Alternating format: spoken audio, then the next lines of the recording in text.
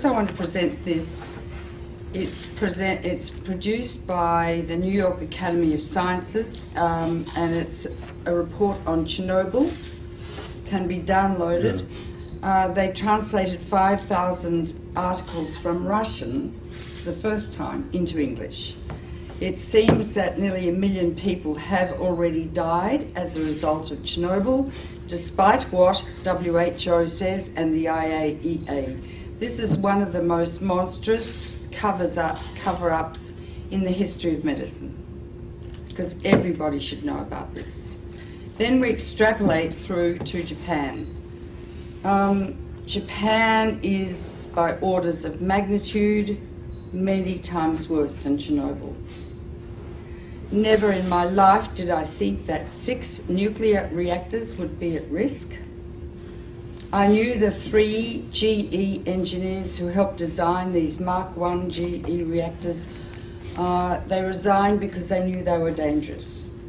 So Japan built them on an earthquake fault.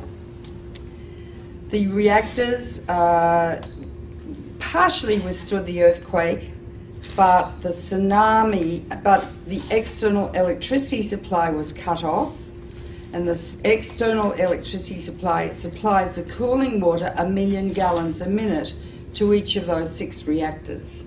Without the cooling water, the water falls and the rods are so hot they melt, like at 3 Mile Island and at Chernobyl.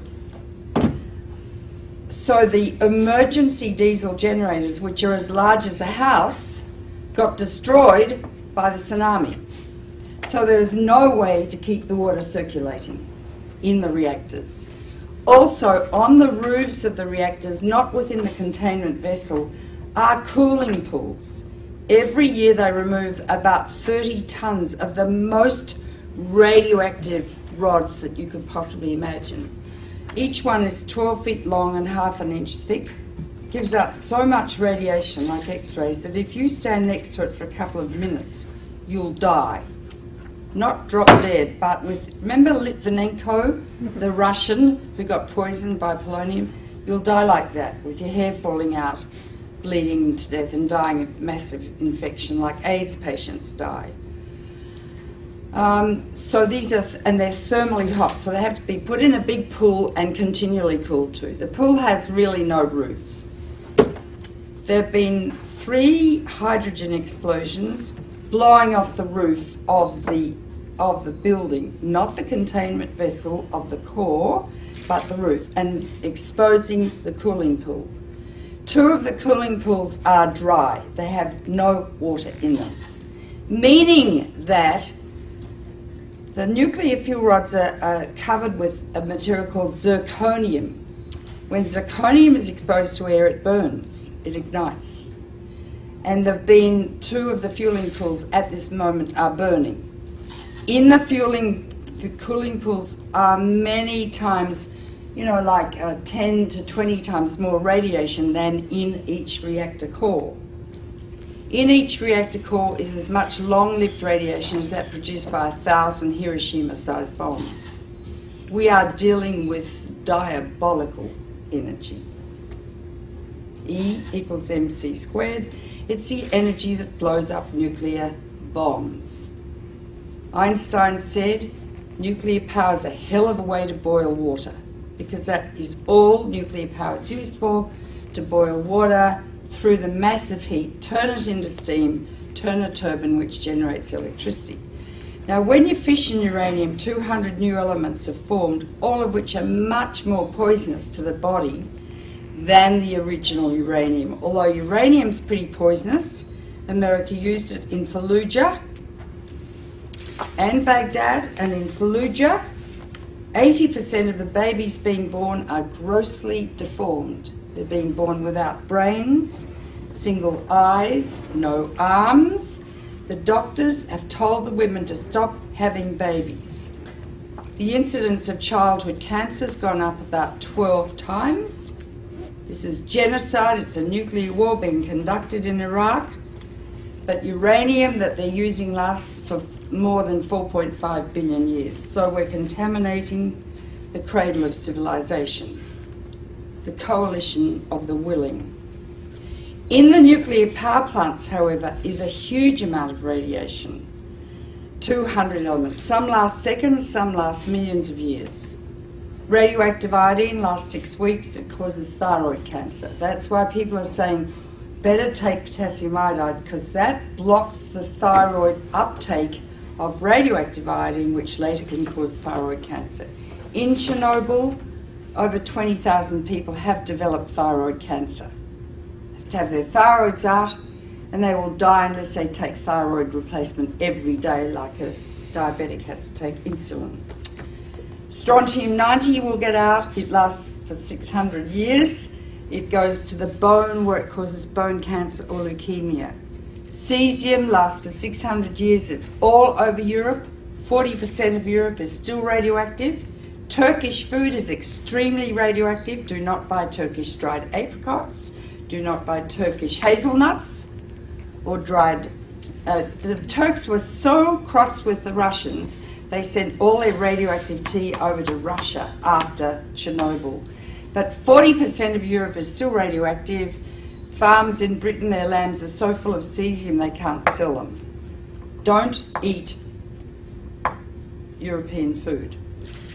But that's nothing compared to what's happening now.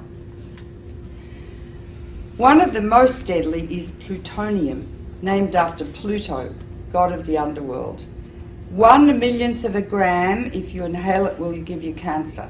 Hypothetically, 1 pound, if evenly distributed, could give everyone on Earth cancer.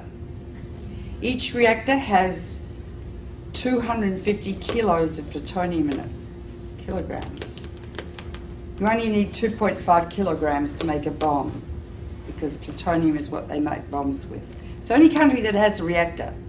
From your uranium, you are the biggest exporters of uranium in the world, Cameco. Canada sells two things. It sells wheat for life and uranium for death. Right? Plutonium is going to get out and spread all over the northern hemisphere, and it's already heading towards North America now. Plus radioactive iodine-129, its half-life is 17 million years, plus strontium, plus cesium, plus tritium, and I could go on and on and on. When it rains, down comes fallout, and it concentrates in food. If it gets into the sea, the algae concentrated hundreds of times, then the crustaceans concentrated hundreds of times, then the little fish, then the big fish, then us. Because we stand on the apex of the food chain. You can't taste these radioactive elements, you can't see them, and you can't smell them. They're silent. When you get them inside your body, you don't suddenly drop dead of cancer. It takes 5 to 60 years to get your cancer. And when the cancer, if you feel a lump in your breast, doesn't say, I was made by some strontium-90 you ate in a piece of fish 20 years ago. All radiation is damaging. It's cumulative. Each dose you get adds to your risk of getting cancer. With americium, that's more dangerous than plutonium. I mean, I could go on and on. Depends if it rains, if you're going to get it or not.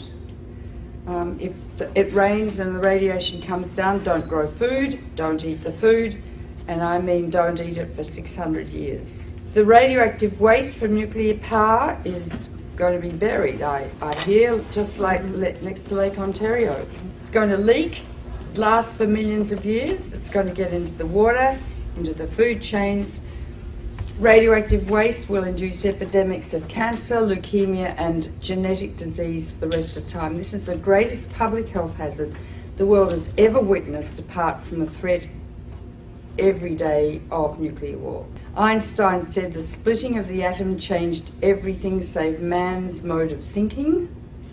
Very profound. Thus we drift towards unparalleled catastrophe. We are arrogant, we have a lot of hubris, and I think the reptilian midbrain of some men's brains is pathological. We are now in a situation where we have harnessed the energy of the sun. It is totally out of control, and there's simply nothing we can do about it.